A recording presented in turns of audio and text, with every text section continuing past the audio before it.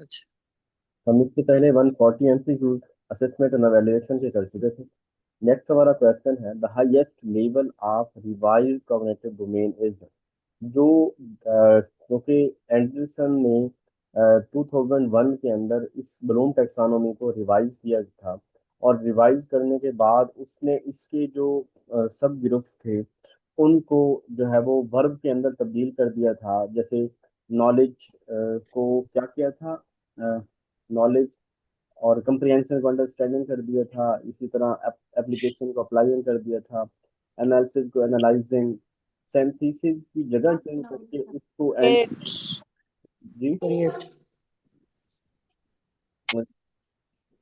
Synthesis की जगह change करके उसको जो है वो क्रिएटिंग करके एंड पे कर दिया था, और एवेल्युएशन को पहले कर दिया, वो एवेल्युएशन को पहले कर दिया था, एवेल्युएटिंग कर दिया था। उसके अंदर वर्ब को चेंज कर दिया था। तो उसका आखिरी जो स्टेप था वो कौन सा है, क्रिएटिंग है। ठीक है। नेक्स्ट हमारे पास, dash is a measuring device concerned with the specific achievement of student in terms of given objects। कौन सी एक measuring डिवाइस है जो किसी भी स्टूडेंट की अचीवमेंट, जो स्टूडेंट है उसको चेक करने के लिए होती है, कि उसके यानी जो मकासद तालीम है, जो ऑब्जेक्ट्स हैं हमारे, उसको चेक करने के लिए कौन सी डिवाइस यूज करते हैं, टेस्ट यूज करते हैं। टेस्ट हमें असेस करने के लिए किसकी कितनी लर्निंग हो गई है, तो ये टूल इस्तेमाल होता है, ये डिवाइस इस्तेमाल होती है। The level of school achievement can be best जज थ्रू। स्कूल का जो लेवल है उसको कैसे जज किया जा सकता है, कि कौन सा स्कूल अच्छा होगा, जिसका हेड टीचर अच्छा होगा, जिसकी अच्छी बिल्डिंग होगी, जहाँ पे स्टूडेंट की लर्निंग अचीवमेंट ज़बरदस्त होगी, जहाँ स्टूडेंट और टीचर का आपस के अंदर रिलेशनशिप अच्छा होगा, वो स्कूल अच्छा होगा। तो कौन स्कूल अच्छा होगा, जहाँ बच्चों की लर्निंग अच्छी हो रही थी, स्टूडेंट की लर्निंग अचीवमेंट बेहतर हो रही होगी। वो उस्तादों से दोस्ती यारी लगाने नहीं आते, बी ऑप्शन नहीं होगा, सी ऑप्शन होगा। Frequently use tool two of summative assessment. Summative assessment जिसका हमें पता है कि at the end of instruction होती है, at the end of session होती है, सेमेस्टर का फाइनल एग्जाम, एनुअल एग्जाम। अब वो जो एनुअल एग्जाम है, ये जो हम लेते हैं इसको मोस्टली किस सूरत के अंदर होता है? क्या ये किसी इंटरव्यू की सूरत के अंदर होता है मोस्टली? क्या आखिरी एग्जाम में ऑब्जर्वेशन चल रही होती है, या उस्ताद असाइनमेंट की बुनियाद पे करता है, या इसके लिए कोई एग्जामिनेशन होता है? इसके लिए रिटन एग्जामिनेशन कंडक्ट करवाया जाता है इस सबमिट असेसमेंट को देखने के लिए। Formative evaluation of curriculum is typically conducted. Formative क्या, during the development of improvement of a programme, और तो उसी का ग्राम होता है पूरा। किसी भी कोर्स को बनाने या इम्प्रूव करने के दौरान होती है, क्या हुआ है? जजमेंट के टाइम होती है, या टीचर और स्टूडेंट इसके अंदर बोथ हमें इन्वॉल्व उन्होंने होते हैं। पता नहीं किने। प्लीज अपने माइक ऑफ कर लें शफकत साहब। तो इसका ड्यूरिंग द कोर्स होता है। ठीक है, ड्यूरिंग द डेवलपमेंट ऑफ, जब भी हम किसी चीज़ को बेहतर कर रहे होते हैं, उस सूरत के अंदर हम जो है वो इसको यूज कर रहे होते हैं, फॉर्मेटिव एवेल्यूशन कर रहे होते हैं। Curriculum refer to the means and material with which student achieve. अब करिकुलम जो है इसका किसके साथ ताल्लुक है, सोशल आउटकम के साथ, फाइनेंशियल आउटकम, एजुकेशनल आउटकम, या एक्सरसाइज? तो करिकुलम जो है इसका ताल्लुक इन जराए से आया है, कौन सा मटेरियल इसके अंदर शामिल है, और उसको करने के बाद बच्चे किस काबिल हो जाएंगे, ये सारी बातें एजुकेशनल आउटकम के अंदर आती हैं। इस टर्म का ताल्लुक एजुकेशन के साथ है। The appraisal process must depend upon any source for the collection of data. अब देखें इस सवाल के ना दो ऑप्शन जो मेरे नज़दीक बन रहे हैं, नेसेसरीली अवेलेबल। आप एक स्टूडेंट की लर्निंग को चेक कर रहे हैं, अपनी टीचर भी अपनी रिफ्लेक्शन चेक कर रहा है। इस लर्निंग के प्रोसेस के अंदर कौन सा सोर्स है जिसके जरिए डाटा कलेक्ट, तो हमें इस चीज़ को चेक करने के लिए कि स्टूडेंट ने कितनी अचीवमेंट की है, उस्ताद ने कितना बेहतर पढ़ाया है, इसके लिए हमें डाटा जो नेसेसरी डाटा है उसकी बुनियाद पे हम फैसला करें कि ये प्रोसेस कैसा था, इवेलुएट करें कि भाई ये कैसा रहा। और अगर, या समटाइम्स हम इसे कहते हैं कि अवेलेबल डाटा जो हमारे पास है उसकी बुनियाद पे हम फैसला करें कि ये जो अप्रेजल प्रोसेस था कैसा था, जो डाटा हमारे पास अवेलेबल है उसकी बुनियाद पे फैसला करें। तो ये अवेलेबल और नेसेसरी मुझे दोनों ठीक लग रहे थे, तो नेसेसरी को मैंने टिक कर दिया है कि जो ज़रूरी डाटा है उसकी बुनियाद पे हम देखें कि जो टीचर और स्टूडेंट की ये जो लर्निंग है ये कैसी रही। The concept of inclusiveness is important, particularly in relation to the diagnostic phase of, जो एक तो ये बताएं कि डायग्नोस्टिक जो है ये किस चीज की टाइप के अंदर आती है। एक तो ये देखें, ये एक सवाल का कीवर्ड समझो, आपको डायग्नोस्टिक आ गया तो यार तो एवेल्युएशन की टाइप है ये तो, फॉर्मेटिव समेटिव असेसमेंट एवेल्युएशन, ये फॉर्मेटिव समेटिव प्लेसमेंट डायग्नोस्टिक, ये तो उसकी टाइप है। तो आपके जहन के अंदर एक तो ये आ जाना चाहिए कि उसके साथ ताल्लुक है। इंक्लूसिवनेस, ये सबको साथ लेके चलना, ये किसके अंदर डायग्नोस्टिक, शुरू में हम यही बात देख रहे होते हैं, किस किस बच्चे को लर्निंग के अंदर प्रॉब्लम्स है उसको फैसिलिटेट किया जाए। तो ये वाली जो है इसको डायग्नोस्टिक एवेल्युएशन ही बोलते हैं, एवेल्युएशन के अंदर आता है। The process of evaluation to be truly effective must include some areas of hopefulness in its, जो जो प्रोसेस है एवेल्युएशन का ये ज़बरदस्त होना चाहिए, ये सही मायनों में इफेक्टिव होना चाहिए। और इसके अंदर कुछ हमें जो है ना होपफुलनेस, उम्मीद पैदा करनी चाहिए। क्या करना चाहिए कि ये जो एवेल्युएशन का प्रोसेस है इसके अंदर कुछ अजम्पशन डाल दी जाए, कि सपोज कर लिया जाए कि ऐसा होगा, या हम हमारे कुछ पर्पजेज होने चाहिए जिसकी बुनियाद पे हमारी ट्रूली इफेक्टिव जो है वो एवेल्युएशन होगी, या बेसिक्स आउटकम। अब ये दोनों जवाब जो है ना ये वाले, इन दोनों के अंदर लोग कंफ्यूज होते हैं यार कि यार उम्मीद जो है ना, कुछ अजम्पशन हमें करनी पड़ेगी कि ये बच्चे अच्छा पाए, एक्सपेक्टेशन टाइप हो और ये इस तरह होगा इस तरह, कुछ पर्पजेज मकसद होना चाहिए उसकी बुनियाद पे। तो ये पर्पजेज जो है ये ज्यादा सूटेबल है कि हमारा एवेल्यूएशन को चेक करने के लिए कि कितनी इफेक्टिव है, हमारा कोई मकसद होना चाहिए। देखिए कि वो मकसद के ऊपर वो चीज कितनी पूरी उतर रही है। द एवेल्यूएशन ऑफ, एक मिनट मुझे याद आ गया कि मैंने उधर ग्रुप के अंदर लिंक शेयर नहीं किया था।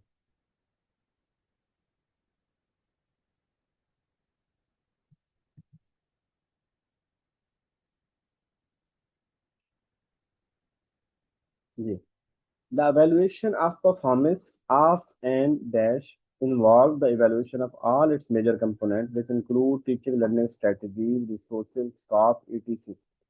तो इंटर इन्वायरमेंट, इंस्टीट्यूशन, इंटरव्यू या कौंसल कि इवैल्यूएशन ऑफ प्रोसेस ऑफन किसकी, हम जो इवैल्यूएशन कर रहे होते हैं ये इन्वायरमेंट की कर रहे होते हैं, किसी इदारे की कर रहे होते हैं, किसी इंटरव्यू की हम इवैल्यूएशन कर रहे होते हैं, किसी कौंसल की हम इवैल्यूएशन कर रहे होते हैं, किसकी इवैल्यूएशन हम कर रहे होते हैं। तो हम जो इवैल्यूएशन कर रहे होते हैं किसी इंस्टीट्यूशन की कर रहे होते हैं, किसी इदारे की कर रहे होते हैं कि involve the evaluation of all its major component which made teaching, क्योंकि टीचिंग लर्निंग तो इदारे के अंदर हो रही है ना, इंटरव्यू या इसके अंदर नहीं हो रही। The dash of evaluation is also a significant factor which should be considered in advance. कौन सी चीज को हमें एडवांस के अंदर कंसीडर करना चाहिए जब हम एवेल्युएशन कर रहे हैं, कि भाई पैसा कितना खर्च होगा, डायरेक्शन कौन सी है, इसका यूज क्या है, इसका पर्पज क्या है।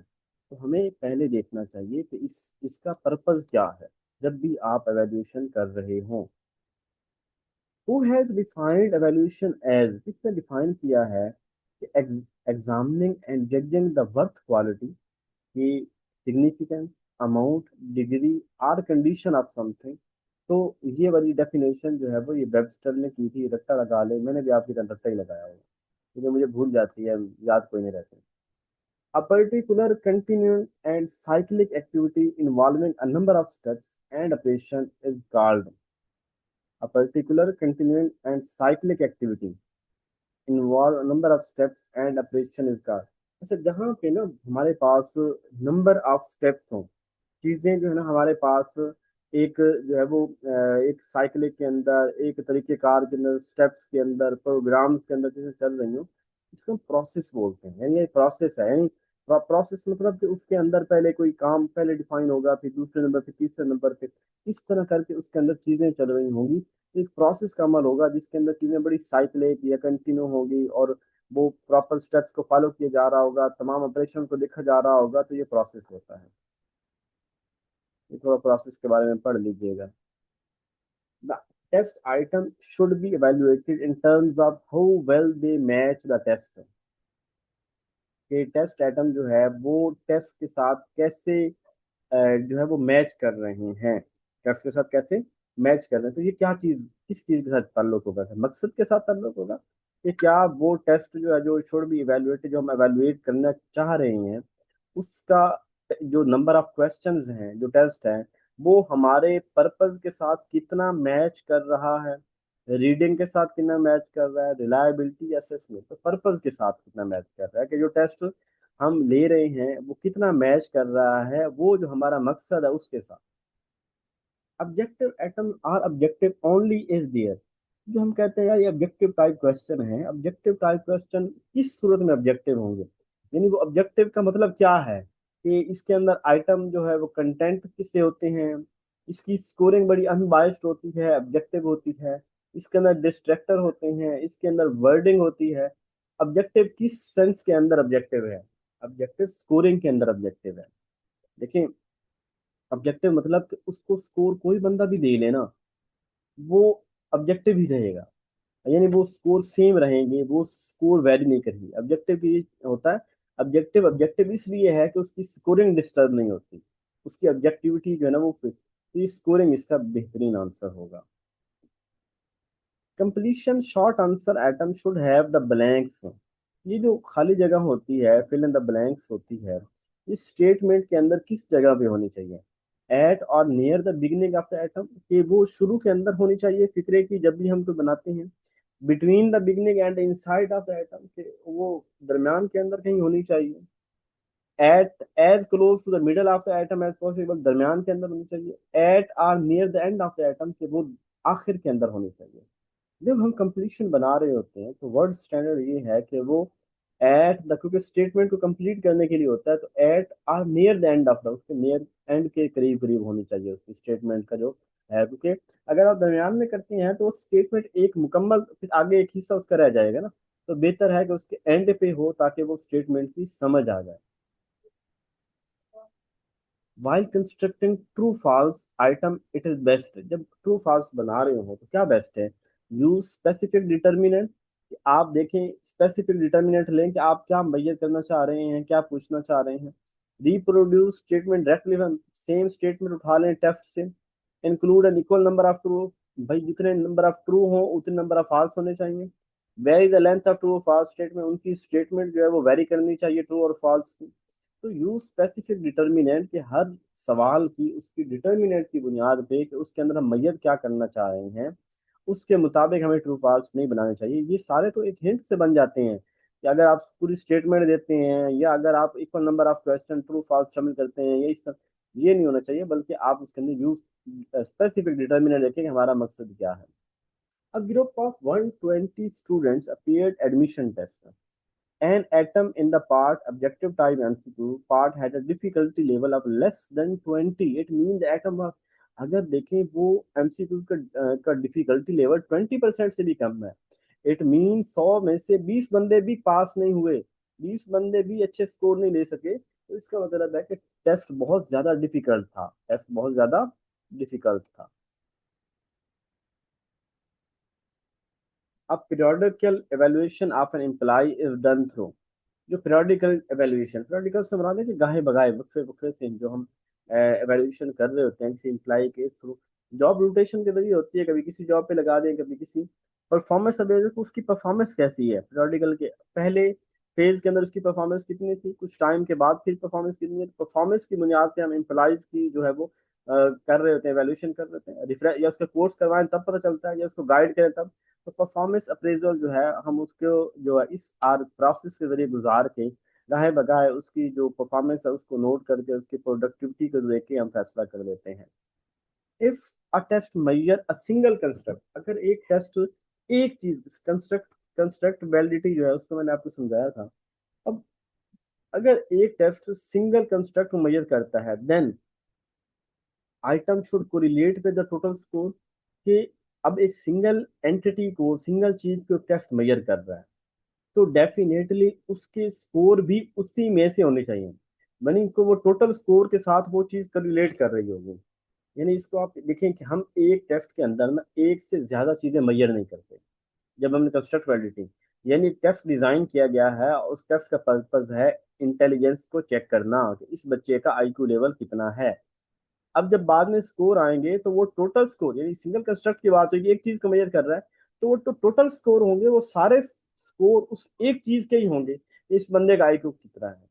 हम उस एक टेस्ट के अंदर ये नहीं है कि चार सिंगल कंस्ट्रक्ट एक चीज के ऊपर बनाया है, लेकिन बाद में जब उसके रिजल्ट आए हमारे पास, तो उसमें हमारे पास आगे ये बच्चा रीडिंग के अंदर कितना है, ग्रामर इसकी ऐसे है, राइटिंग के अंदर ये ऐसे है, फलां चीज के अंदर जो है वो ये वैल्यू है, फलां के अंदर ये वैल्यू नहीं, हमें वो सिंगल कंस्ट्रक्ट एक ही चीज के ऊपर वैल्यू देगा, क्योंकि एक कंस्ट्रक्ट सिंगल चीज के ऊपर बनाया है, तो वो उसके टोटल स्कोर जो आएंगे हमें, वो भी उसी एक चीज के ऊपर ही आएंगे। आईक्यू के लिए हमने टेस्ट लिया है और आईक्यू ही निकलेगा उसमें से, वो सारे स्कोर आईक्यू के रिप्रेजेंटेशन कर रहे होंगे। अगर ग्रामर चेक के लिए किया है, वोकेबलरी के लिए किया है, इंट्यूशन के लिए किया, जिस तरह के टेस्ट हम ले रहे हैं वो टेस्ट उसकी बुनियाद पे होगा।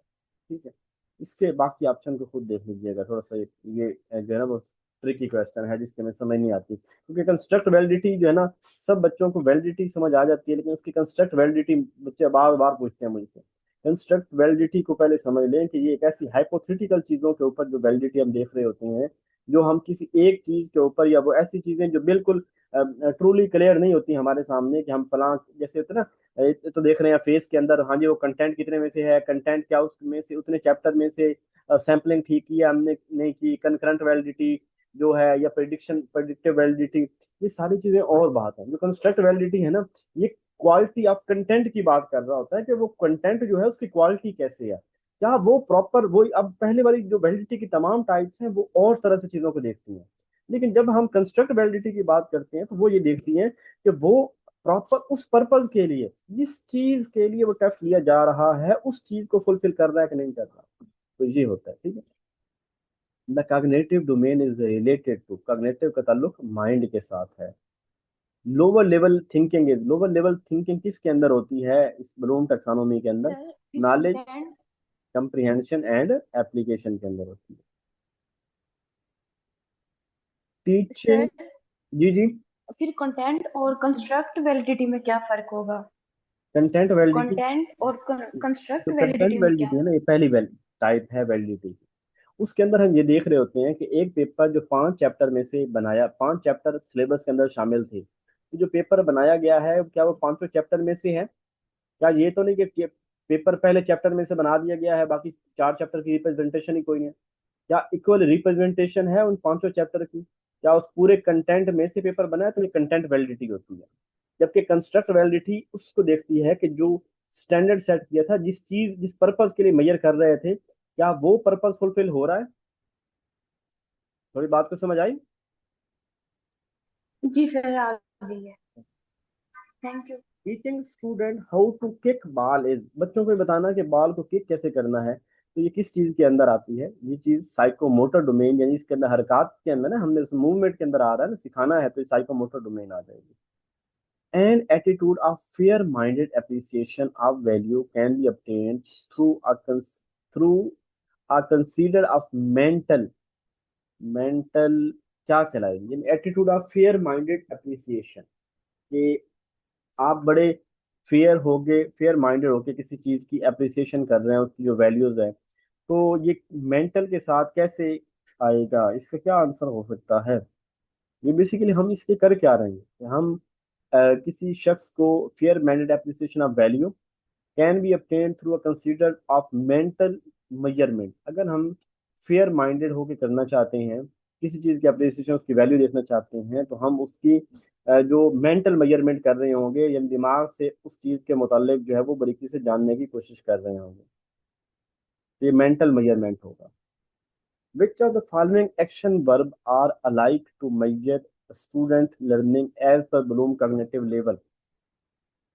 तो कौन से इसके अंदर ऐसे की, ये सवाल पेपर के अंदर, फेडरल के पेपर के अंदर ही आया था, पिछले साल आया था और बच्चों ने गलत किया था, ये फेडरल का ही सवाल है सेम। तो अब बताएंगे कि जरा कि कौन सा कीवर्ड ऐसा है जो ब्लूम टेक्सानोमी के अंदर आता है, और आपने मुझे ये भी बताना है कि वो ब्लूम टेक्सानोमी के किस जो सब ग्रुप के अंदर किस डोमेन के किस सब ग्रुप के अंदर ये वाला स्टेप आता है जो यहाँ पे है, कोई बताएगा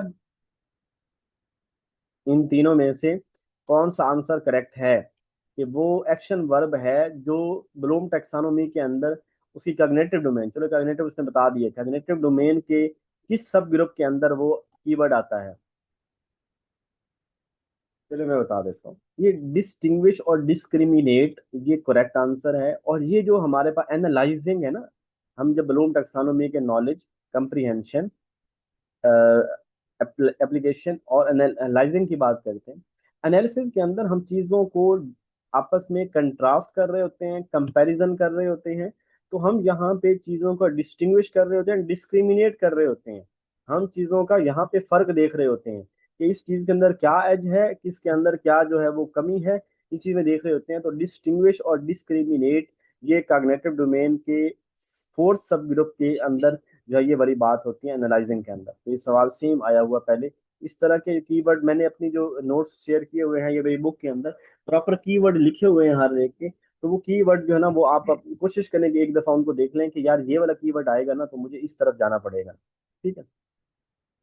विच verb pair is related to the cognitive domain, कौन सा इसके अंदर कॉग्निटिव डोमेन के साथ किसका ताल्लुक है।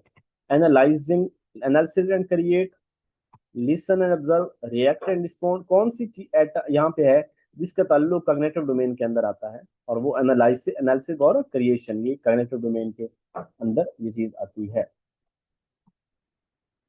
Portfolio in which type of assessment, portfolio कैसी असेसमेंट है, डायग्नोस्टिक है, समेटिव है, फॉर्मेटिव है।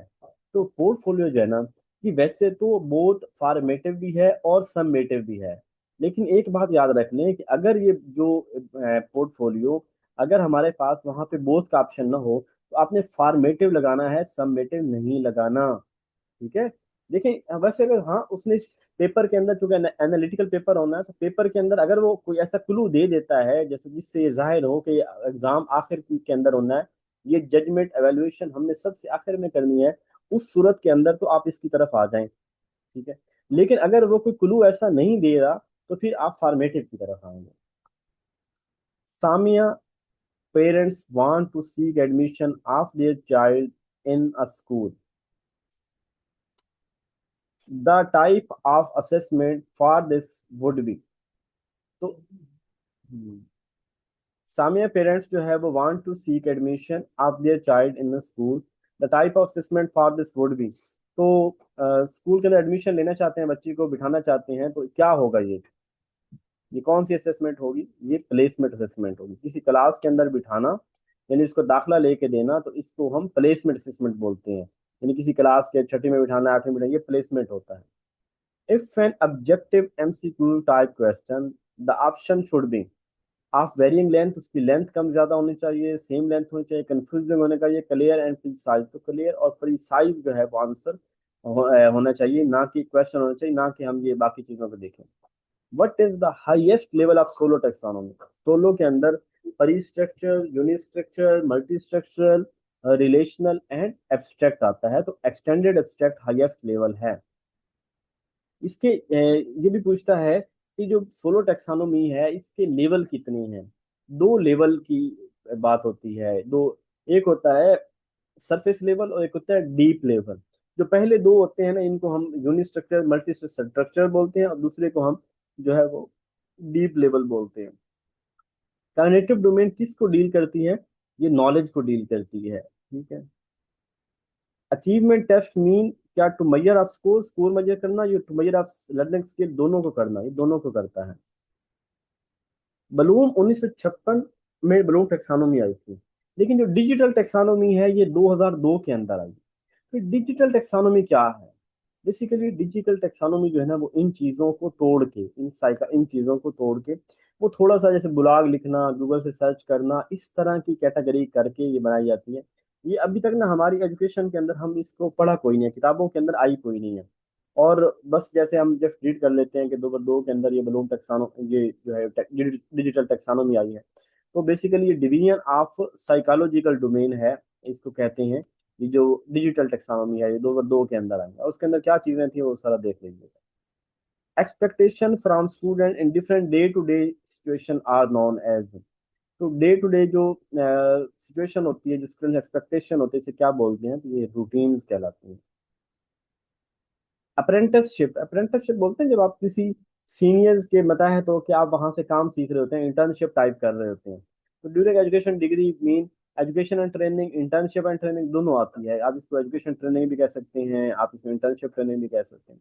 The psychomotor domain of Bloom taxonomy relate to the, psychomotor domain का ताल्लुक किसके साथ है? ग्रास मोटर, लार्ज मसल्स और फाइन मोटर, जो छोटे मसल हैं उनके।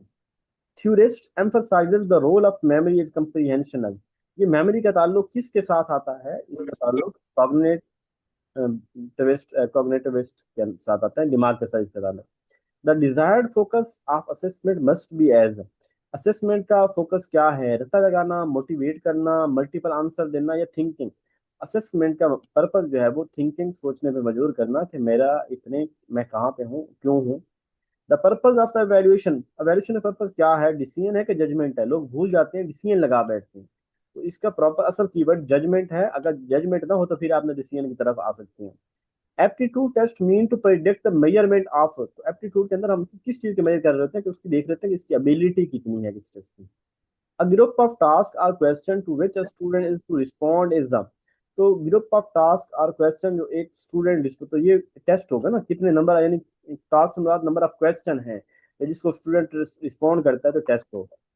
इन a school an individual permanent record include is complete information about achievement health, ऐसा रिकॉर्ड जिसके अंदर स्टूडेंट का सब कुछ शामिल है। तो ये वाला कम्युलेटिव रिकॉर्ड बोलते हैं, जिसके अंदर आपके तालीमी रिकॉर्ड भी हैं, आपकी हेल्थ भी है, आपका पोर्टफोलियो, आपकी सारी चीजें आ रही हैं। Which is not the feature of test item development, कौन सी चीज टेस्ट एटम के अंदर डेवलपमेंट के अंदर नहीं चाहिए होती? टेस्ट रिलायबल होना चाहिए, वैलिड होना चाहिए, ऑब्जेक्टिव होना चाहिए। यहाँ पे होना चाहिए कि ऑल ऑफ द अबव होना चाहिए। वैसे ये सारी बातें ही इसके अंदर जो है वो आती हैं एक टेस्ट के अंदर जो है। अच्छा, which is not the feature of, सारे फीचर है तो नन जवाब होगा। Which is not the feature of, none, ये सारे ही फीचर हैं, सारी चीजें जो है टेस्ट के अंदर होनी, टेस्ट डेवलपमेंट के अंदर रिलायबिलिटी, वैलिडिटी, ऑब्जेक्टिविटी, यूजिबिलिटी, ये सारी चीजें होनी चाहिए, तो नन ठीक है। Psychometric metric properties are the validity and reliability of, अच्छा साइकोमेट्रिक जो होता है ना, ये इसके अंदर हम देख रहे होते हैं कि हमारी उस जो टेस्ट है, जो चीज है, उसकी वैलिडिटी क्या है, उसकी रिलायबिलिटी क्या है, इज इट वैलिड और इज इट रिलायबल। तो ये चीज हम इसके अंदर देख रहे होते हैं। और population of research, research design, assessment Maihar of, क्योंकि हम असेसमेंट के साथ जोड़ रहे हैं तो हम ये देख भी, साइकोमेट्रिक प्रॉपर्टीज हम कहते हैं इस तरह है कि इसकी असेसमेंट वैलिड है और रिलायबल है, तो असेसमेंट मैयर ऑफ रिसर्च इसका आंसर होगा। If the consistency of score and the ability of the measure to produce the same result अंदर, जब सेम रिजल्ट की बात कर रहे हैं तो किसके अंदर होता है? रिलायबिलिटी के अंदर ये बात होती है। Student assessment as part of the appraisal process focus on, student की असेसमेंट जो है वो अप्रेजल का प्रोसेस, तो किस engagement and participation, academic performance क्या है, स्किल डेवलपमेंट क्या है, सारी चीजें इसके अंदर आ रही होंगी।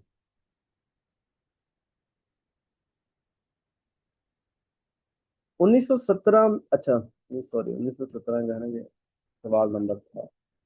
The self assessment report carries a set of, ये तीन साइकिल होती हैं। सबसे पहले हमने रिपोर्ट रिपोर्ट बनानी होती है। सेल्फ असेसमेंट रिपोर्ट बेसिकली ना, ये होती है इदारों की, डिपार्टमेंट की होती है कि कौन सा डिपार्टमेंट जो है ना, मतलब हमसे बनवाई जाती है यूनिवर्सिटी की तरफ से। तो इस सेल्फ असेसमेंट को पर्टिकुलरली जो है वो थ्री साइकिल होते हैं। इसके अंदर पहले प्रिपरेशन हम करते हैं, फिर उसको हम वैल्यूएशन करते हैं और फिर उसको हम इम्प्लीमेंटेशन करते हैं। ये आपने SCR, सेल्फ असेसमेंट रिपोर्ट, या QEC, क्वालिटी इन्हांसमेंट सेल, ये यूनिवर्सिटियों के अंदर, ये कॉलेजों के अंदर ये प्रॉपर होते हैं, जो हर इदारे की, हर डिपार्टमेंट के अंदर होने वाले एग्जाम और सारा सिस्टम की जो है वो कर रहे होते हैं, देख रहे होते हैं कि ये सिस्टम यहाँ पे कैसे चल रहा है, कैसे काम कर रहा है। Appraisal is a process that involves a systematic examination and judgment based on the length of time, teaching specific criteria or stand, तो हम जो कर रहे होते हैं इसको स्पेसिफिक क्राइटेरिया के ऊपर हम देख रहे होते हैं इन चीजों को।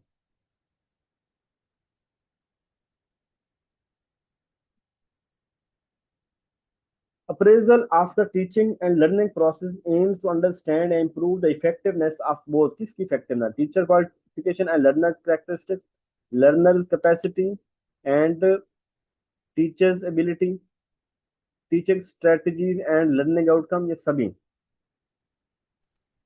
तो मेरे ख्याल सभी चीज़ें आ जाएंगी कि हम अगर एक अप्रेजल प्रोसेस जो है उसके अंदर टीचर्स को भी देख रहे हैं, स्टूडेंट को भी देख रहे हैं, स्टूडेंट की लर्निंग, टीचर की स्ट्रेटजी, टीचर की क्वालिफिकेशन, स्टूडेंट की खसूसियत, सारी चीज़ों को हम जो है वो अप्रेजल प्रोसेस के अंदर सबको देख रहे होते हैं। Self assessment report for Q E C is prepared by, ये ना हर प्रोग्राम बनाता है, ठीक है, हर प्रोग्राम, यानी जितने प्रोग्राम यूनिवर्सिटी में, फॉर एग्जाम्पल बीएस इंग्लिश वाले अपनी अलग से एससीआर बनाएंगे, बीएस इंग्लिश वाले अलग से बनाएंगे, बीएड वाले अलग से बनाएंगे, हर डिपार्टमेंट अपनी बनाता है। Which one deployed in shortest time frame, कौन सी जो है वो शॉर्टेस्ट टाइम फ्रेम के अंदर डिप्लॉय किया जाता है, ये सारी बातें आपकी नहीं है। करेक्ट आंसर इसका ओडो है। ओडो एक सॉफ्टवेयर है जो असेसमेंट के लिए, स्टूडेंट के अटेंडेंस के लिए, यानी इदारों को फैसिलिटेट करने के लिए एक सॉफ्टवेयर है। तो उसकी है शॉर्ट, इसको यानी आसानी के साथ आप कहीं पे भी शॉर्ट टाइम के अंदर डिप्लॉय करके आप इससे अपने अच्छे रिजल्ट्स ले सकते हैं कि हमने क्या पढ़ाना है। ओडो को आप सर्च कर लीजिए, ओडो क्या है, कैसा सॉफ्टवेयर है, इससे क्या क्या काम हम ले सकते हैं। ये सवाल आया हुआ है प्रॉपर, तो मैंने इसकी डिटेल भी शामिल कर दी थी और ये भी यहाँ में लिखी हुई है।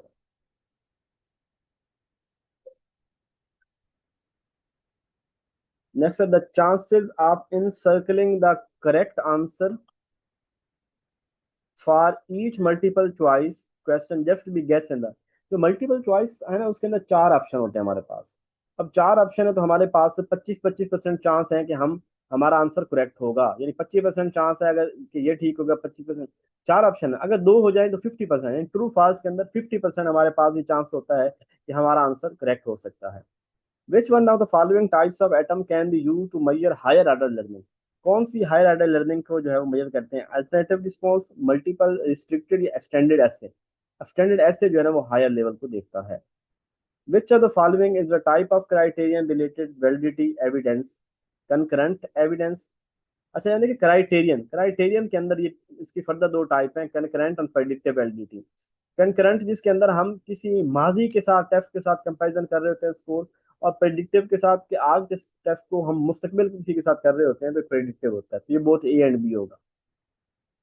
विच test test type would measure the student intellectual performance in the future, future के परफॉर्मेंस को जो है वो मेजर, फ्यूचर की बात हो तो कौन सा टेस्ट होता है, एप्टीट्यूड टेस्ट होता है। समेटिव इवैल्यूएशन कब होती है, in the beginning, in the middle, after, regular interval, none, none होगा क्योंकि एट द एंड होती है, यहाँ पे ऑप्शन नहीं दिया हुआ। द आउटलाइन, जो आउटलाइन होती है इसको सिलेबस बोलते हैं, आउटलाइन कीवर्ड क्या है, सिलेबस बोलते हैं। वैलिडिटी रेफर टू, वैलिडिटी बताती है कि क्रेडिबिलिटी को बताती है कि ये कितने चैप्टर में क्या है, क्या वो मेजर कर रहा है, पर्पज को पूरा कर रहा है, यानी जो हम मेजर करना चाह रहे वही मेजर कर रहा है कि नहीं कर रहा, तो ये क्रेडिबिलिटी के साथ वैलिडिटी का ताल्लुक है। Assessment of how well a school is performing is, school कैसे परफॉर्म कर रहा है, तो इंस्पेक्शन के अंदर आता है कि स्कूल की परफॉर्मेंस कैसी है, कितना परफॉर्म कर रहा है, एक रिपोर्ट की सूरत में इंस्पेक्शन होगा।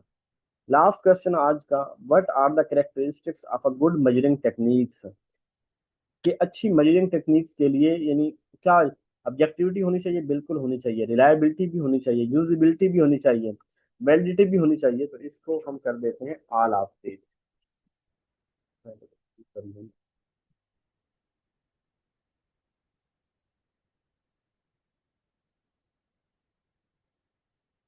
ऑल ऑफ दिस इसका ठीक आंसर होगा। चलिए हम आज हमारे 200 क्वेश्चन हो गए, कल इंशाल्लाह बाकी करेंगे। ओके जी।